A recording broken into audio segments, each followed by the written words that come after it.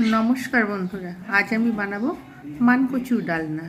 মানকচুরতে যে যে উপকারিতা রয়েছে তা হলো মানকচু প্রচুর পরিমাণে ঠান্ডা, এটা কিন্তু সর্দি কাশি দূর করে।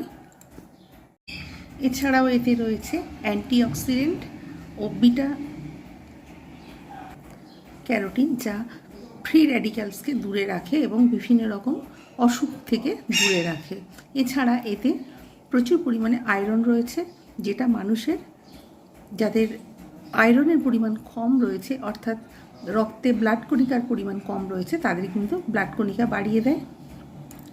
আর যার সাধারণত আমাদের একটা ধারণা রয়েছে, যাদের ডায়াবেটিস কিংবা সুগার রয়েছে তারা মাটির নিচের জিনিস কম খাবে, কিন্তু এখানে দেখা যায় যে এতে কোনো অসুবিধা হয় না। তবে হ্যাঁ, মলমূত্রের পরিমাণ বাড়িয়ে দেয়।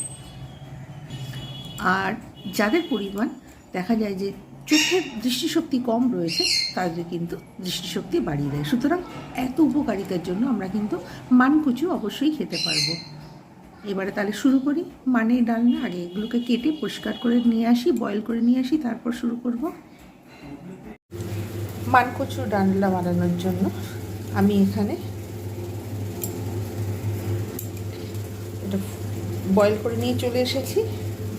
প্রায় এখানে 10% থেকে 20% মতো আমি এটাকে বয়েল করে এনেছি। অনেক সময় দেখা যায় যে গলা চুলকায়, এটা কাটার সময় তখনই বোঝা যায়। গলা চুলকাবে না সেটা, মানে হাত চুলকাতে শুরু করে, গলা চুলকাতে শুরু করে, কিন্তু এটা সেরকম কোনো প্রবলেম নেই। হাত মানে কাটার সময় সেটা বোঝা গেল। আর বয়েল করে এই কারণে নিতে হয়, অনেক সময় বোঝা যায় না চুলকানো হাত কাটার সময়, তখন আমরা বয়েল করে ফেলে দিই। বেশি বয়েল করলে আবার এর মধ্যে যে অতিরিক্ত আয়রন থাকে, প্রোটিন থাকে, সেগুলো কিন্তু বেরিয়ে যাবে। তাই পরিমাণ মতো প্রায় 10%-এর মতো, যাতে না গলা চুলকায়, সেই জন্য কিন্তু এটাকে বয়েল করে ফেলে দেওয়া হয়েছে। এবারে আমি এখানে এটা নিয়েছি চিনি আর গরম মশলা গুঁড়ো, এখানে নিয়েছি ধনে গুঁড়ো, জিরে গুঁড়ো, লঙ্কা গুঁড়ো, এখানে পেঁয়াজ কুচোনো, এখানে নিয়ে নিয়েছি আদা রসুন পেস্ট, এখানে নিয়ে নিয়েছি লবণ হলুদ, এখানে নিয়ে নিয়েছি টমেটো কুচোনো, এখানে আলুগুলোকে কেটে রেখে দিয়েছি ছোটো ছোটো করে, আলুগুলো কিন্তু এমনিই রয়েছে। আর এখানে নিয়ে নিয়েছি ভেজানো ছোলা, যেহেতু মানকচুর ডাল না হবে তাই ছোলা দিলে কিন্তু খুব সুন্দর টেস্ট হয়। আর শেষে দেবো ঘি। সুতরাং এবার রেসিপিটা আমি সাদা তেলে স্টার্ট করব। বসিয়ে দিয়েছি, সাদা তেল অলরেডি গরম হয়ে গেছে। এতে দিয়ে দেবো পেঁয়াজ। আমি কিন্তু এখানে কোনো কিছু ফোড়ন দেবো না, ফোড়ন অনেক সময় মুখে দিলে বিরক্ত হয়। আর মানকচু প্রচণ্ড পরিমাণে স্মুথ, একদম মেল্ট হয়ে যায়। তার মাঝখানে লঙ্কা, গরম মশলা, জিরে এগুলো ফোড়ন দিলে কিন্তু মানে একটা ভীষণ একটা বাজে টেস্ট লাগে, বাজে একটা ফিলিং হয়, যার জন্য আমি ওটা দেবো না। আগে পেঁয়াজটা একটু ভেজে নিয়ে আমি এতেই কিন্তু, যেহেতু নতুন আলু তাই আমি এতেই ভাজবো আলুগুলোকে।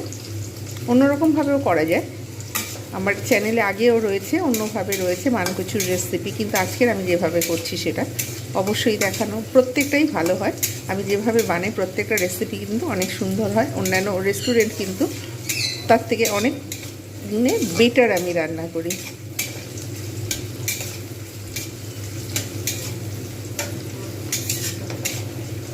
একদম পুরো পারফেক্ট রান্না।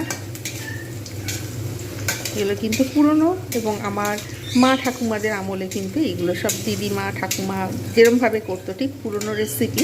সুতরাং তারা যেভাবে করতেন সেইভাবে কিন্তু একদম ট্র্যাডিশনাল রান্নাটা আমি আজ দেখাচ্ছি। এবার এর মধ্যে আমি আলুগুলো সব দিয়ে দেবো। পেঁয়াজের সঙ্গে কিন্তু আলু একসঙ্গে ভাজা হয়ে যাবে। আলু পেঁয়াজ, আলুটা যেহেতু শীতের আলু একটু শক্ত শক্ত লাগে, যার জন্য আমি আলু পেঁয়াজ আমি কিন্তু একসঙ্গে খুব ভালোভাবে ভেজে নেবো। বেশ কিছুক্ষণ আমাকে অপেক্ষা করতে হবে। জাস্ট আমি একটু ঢাকনা দিয়ে দেবো, তাহলে সিদ্ধও হবে, ভাজাও হবে। জাস্ট 1-1.5 মিনিট পরে আমি আসছি। 2 মিনিট পর আমি কিন্তু ফিরে এলাম। আলুগুলো কত সুন্দর ভাজা হয়েছে, পেঁয়াজগুলো কি সুন্দর একটা ভাজা হয়েছে, খুব সুন্দর। এইবার আমি এর মধ্যে আমি টমেটো দিয়ে দেবো।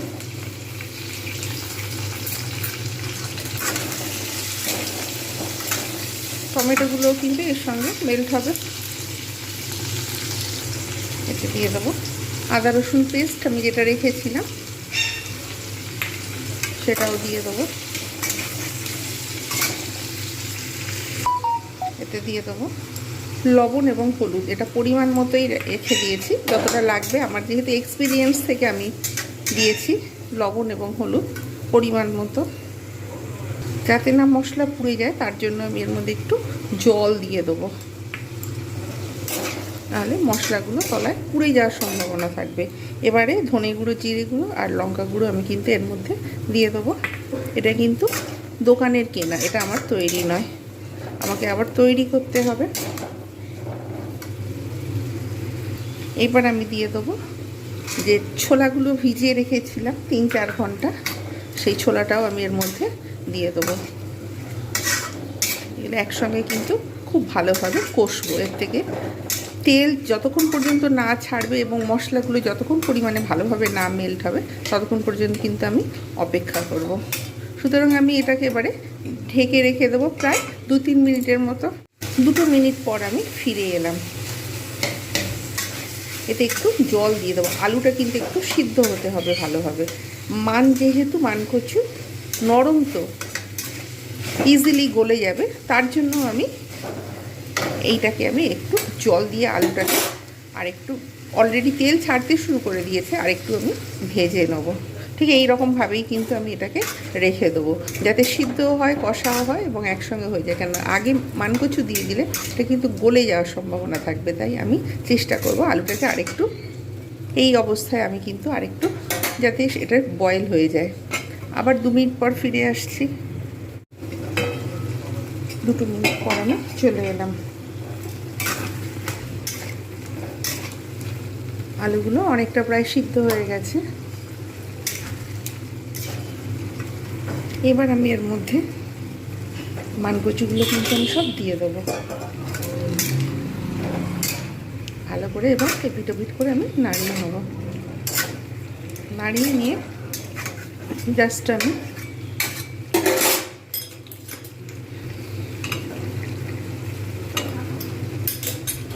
কষিয়ে নিয়ে ভালো করে এতে আমি জল দিয়ে দেবো।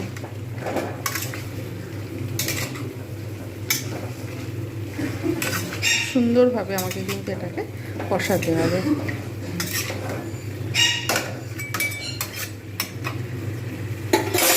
এতে জল দিয়ে দেবো।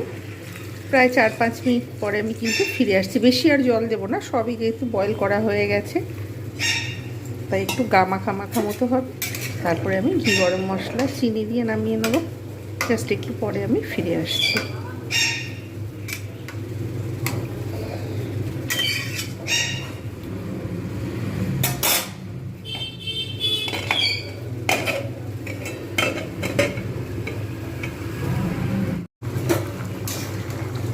আলু একদম পুরো পারফেক্ট সিদ্ধ, মানকচু একদম পুরো পারফেক্ট সিদ্ধ হয়ে গেছে, মাখা হয়ে গেছে। এবারে কিন্তু বেশিক্ষণ রাখলে ঘেঁটে যাবে, তাই আমি এর মধ্যে